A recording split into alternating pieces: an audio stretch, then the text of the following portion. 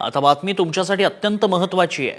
तुम्ही डॉक्टरांच्या सल्ल्याशिवाय कोणतीही औषधं खात असाल तर याकडे लक्ष द्या। पॅरासिटामॉल सह 50हून अधिक औषधांवर बंदी घालण्यात आली आहे। क्वालिटी टेस्टमध्ये 50हून अधिक औषधं फेल ठरली आहेत। औषधं आरोग्यासाठी धोकादायक असल्याचं समोर आलंय।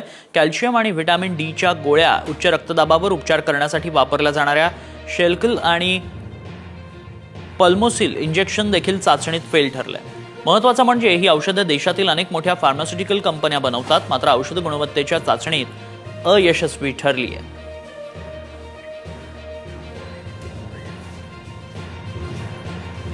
पॅरासिटामॉल, पेंटासिड टॅबलेट या औषधांवर बंदी घालण्यात आली आहे। कॅल्शियम, व्हिटॅमिन डीच्या गोळ्या या औषधांवर देखील बंदी घालण्यात आली आहे। उच्च रक्तदाबावरील शेल्कल, पल्मोसिल इंजेक्शन यावरही बंदी घालण्यात आली आहे। अँटीबायोटिक